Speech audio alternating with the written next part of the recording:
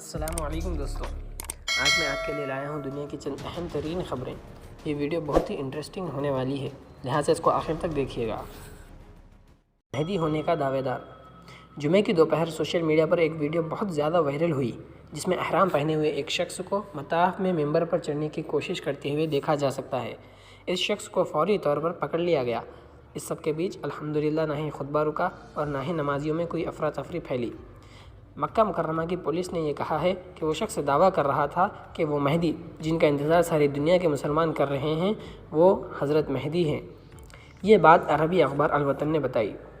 Police کے مطابق امام پر حملہ کرنے والے شخص کی عمر 40 سال کے قریب ہے۔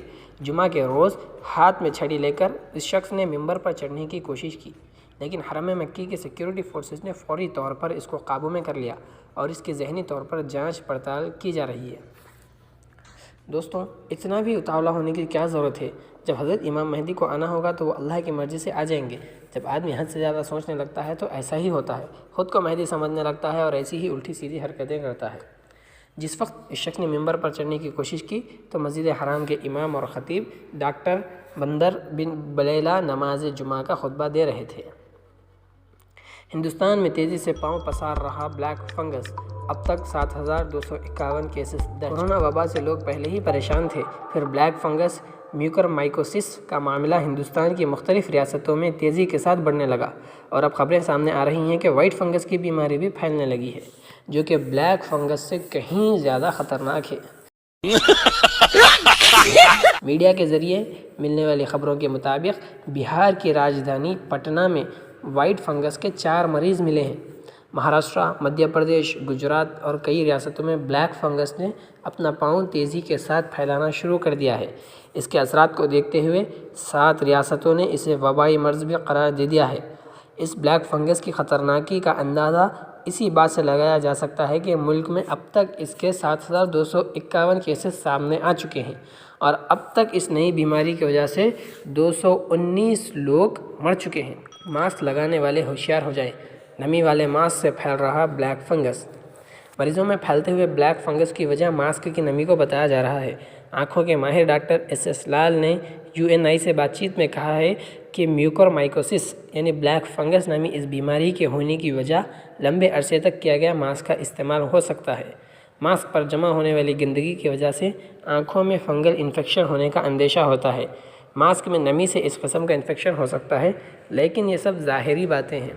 یہ اس طرح ایک کے بعد ایک آتی ہوئی بیماریوں کی وجہ پھیلتی ہوئی بے حیائی اور زنا کی کثرت ہے۔ حضور اقدس صلی اللہ علیہ وسلم نے پہلے ہی اس بات سے اپنی امت کو آگاہ کر دیا تھا کہ جب معاشرے میں بے حیائی اور زنا پھیل جائے تو تم میں ایسی بیماریاں نازل ہوں گی جن کا تمہارے باپ دادا نے نام تک نہیں سنا ہوگا۔ آج جدھر دیکھو بے حیائی کا سمندر ہے۔ ابھی بھی وقت ہے لوگوں کو ان بیماریوں اور آفتوں سے عبرت حاصل کرنا چاہیے۔ اسرائیل اس وقت جنگ بندی پر آمادہ ہو گیا، فلسطین میں ہر طرف جشن کا ماحول۔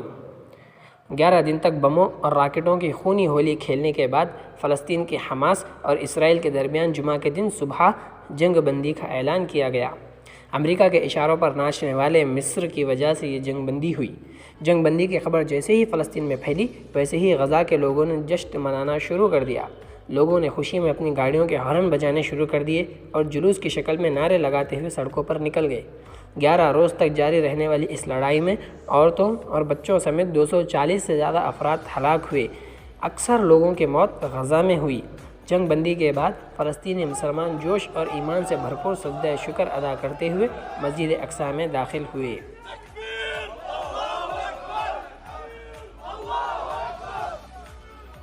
لیکن ہمارے بعض کم عقل اور نادان لوگ سوشل میڈیا پر اسے بڑی فتح کے طور پر جشن منا رہے ہیں۔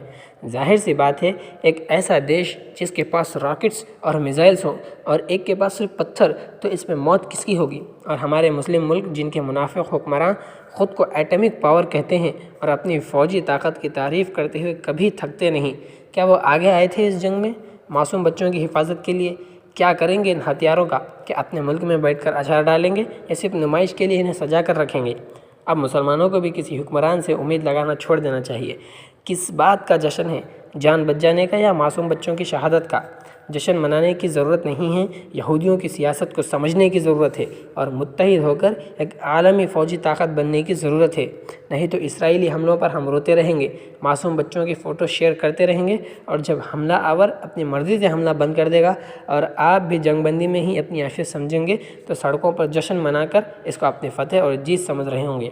اللہ ہمارے مسلم حکمرانوں کو عقل سلیم عطا فرمائے اور امت کے مفاد کی خاطر انہیں متحد ہونے کی توفیق عطا فرمائے، اور ہم مسلمانوں کو بھی حکمت کے ساتھ کام کرنے کی توفیق عطا فرمائے۔ اپنی قیمتی دعاؤں میں مجھے بھی اور سارے مسلمانوں کو یاد رکھیں۔ جزاک اللہ، السلام علیکم۔